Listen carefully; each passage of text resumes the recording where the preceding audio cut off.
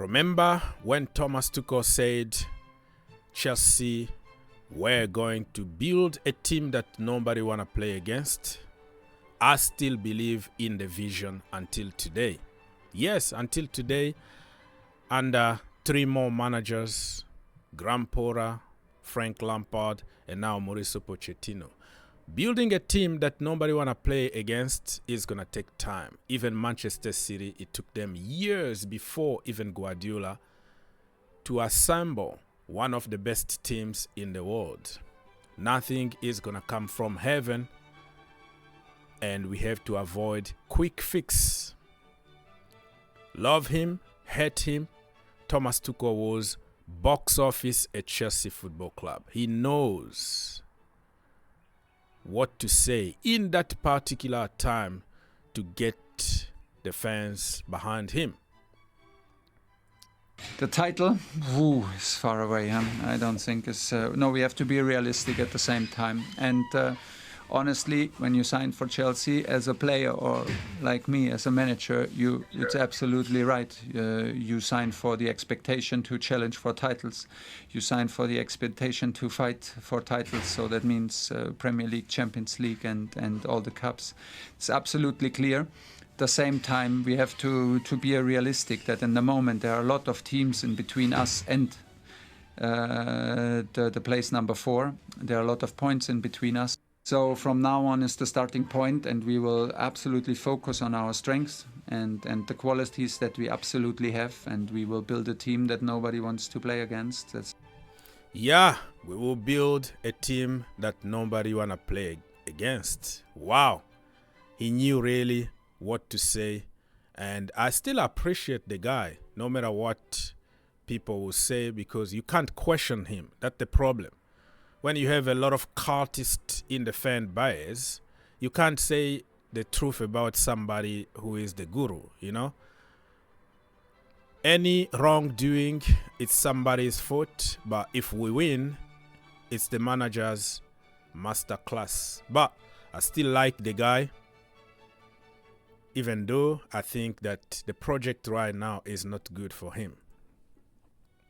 Ladies and gentlemen, my name is Ogs. Welcome to the channel. Thank you for watching. Please don't forget to like, subscribe, and share. Take a couple seconds to help the channel, and it will be massively appreciated. Chelsea continues to add more quality in the back room.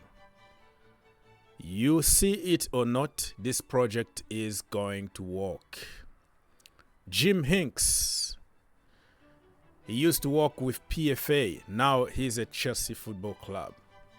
We are adding quality in every department, my friend. Scouting, analysis, data. And when this project is gonna mature, nobody is going to stop Chelsea Football Club. We are going to build a team that nobody wanna play against. This is my page here on social media, Green Turf. Always post some funny, interesting topics every single day. If you want to follow your brother, it will be much appreciated. Remember Arsenal? Yeah, the meltdown against Porto. I still believe that they can do it in the second half though. But it's always good to entertain yourself watching their fans melting down. Maradona, eternal Maradona, man. Remember him when he came to visit Chelsea at Cobham? Yeah, good old time. Look at this team of Chelsea. Who in our current team can get in this team here? Joe Cole, Makelele, Maluda, Anel. Oh my Lord, what a team, huh? What a team Chelsea used to have. Okay, let's now go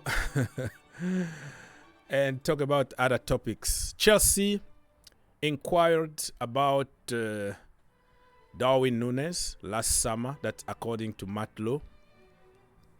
Oh, Matt Lowe works for the Times. I don't know, but according to some journalists, trusted sources, last summer they wanted Darwin Nunez because apparently Paul Winstanley is a big fan and wanted to buy him. And Liverpool said, no, we're not going to sell him. And after everything that Chelsea did for Liverpool, stealing 2 players away from them, Lavia and Moises Caicedo, do you think that they are willing to do business with Chelsea? I don't think so. But also how much money he was going to cost. Last season, he was horrible in front of the goal. Even though overall game from Darwin Nunez is very good, but when it comes to finishing chances, he's nowhere to be seen. But, hey, that is not fair because in the last few games, did you see the chip against, I don't know what team, the last time he scored and he got injured? Wow. He scored some golazos, and I think certain players will need a little bit of time to adapt in the Premier League, but I think he's going to be a beast. Mauricio Pochettino has little faith in Benoit Badiashile, and Chelsea could be cashing on him. Yeah, I'm hearing this kind of news a lot. Badiashile wanted by AC Milan, PSG, or wherever. Let's just wait and see what's going to happen. I think Badiashile is a very good player if he can stay fit and learn. Okay? I think, yes, he's been making a lot of mistakes, but he also got a lot of good performances at Chelsea. The problem is you can't keep him fit, you know? He was almost 6 months out and then came back and got injured already twice after a long-term injury. But whatever Chelsea decides to do, it is what it is. If they want to just keep Colwill and sell Badiashile, that is not my problem. The only issue is if he can stay fit. Moving on. Petrovic been having a good season so far. Everybody knows about it. Even though some games that he conceded like 4 goals, you ask yourself why, but it's not his fault. Like, it's even hard to give somebody credit when you concede 4 goals. But if you look at those goals, it has nothing to do with him. So he's humble, even though everybody is pleasing him, praising him, saying how good he is. He doesn't let himself down. He continues working very hard, and that is very good to see. So Chelsea apparently were following Petrovic even when he was back in home country, and then when he moved to the MLS, Chelsea were always following Petrovic, and the last decision was made after asking a final advice from Brad Friendly. Remember? Brad used to play in the Premier League. He's, a US citizen, US men national team, and he gave the green light. He said, you know what? Go for this guy. He's very good. So Chelsea beat the competition from Nottingham Forest, Brentford, Nantes in France, and other teams that wanted him. I'm very happy because he chose Chelsea. Other players will be like, listen, I'm going to Chelsea. I'm going to be on the bench. They have number 1. So I don't want to go and sit on the bench. But you can see the confidence here. He knew that if he's given an opportunity, he's going to take it. And oh my Lord, he took it. He took the opportunity, and the rest is history. He needs to be number 1 until the end of the season. And if I see Robert Sanchez on Sunday against Liverpool, I'm going to lose my head.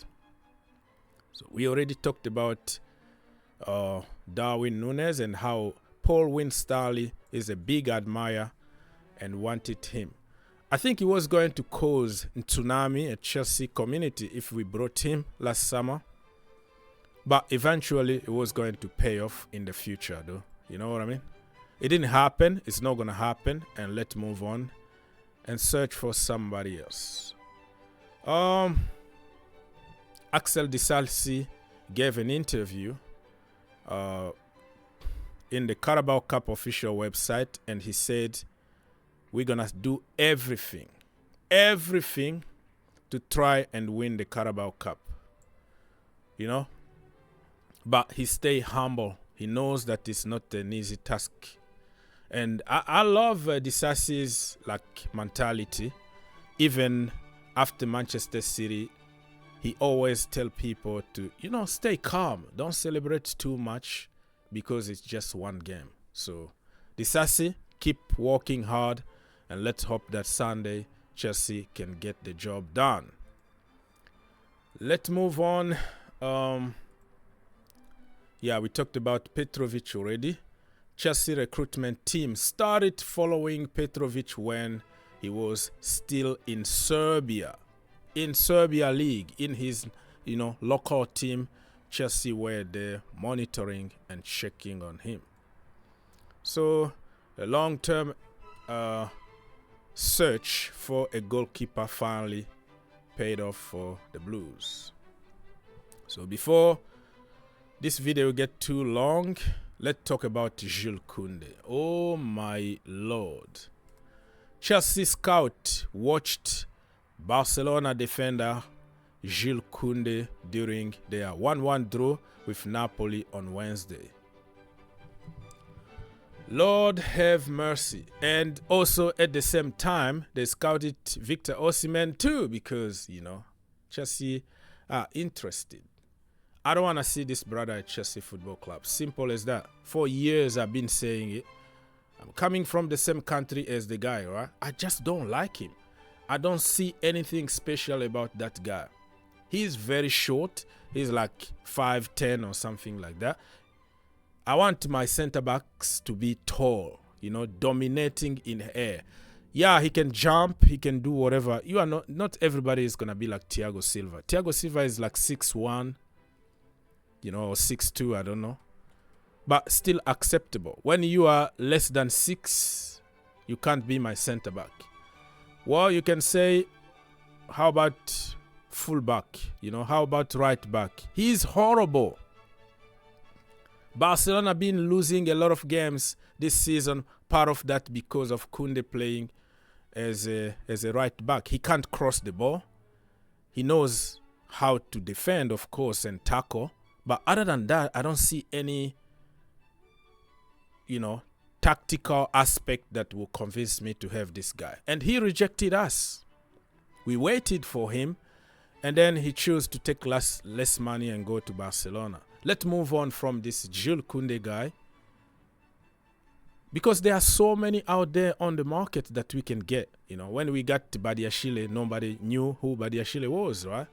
So I think if we do our homework, we can find a lot of gems out there instead of going for big names who are absolutely crap.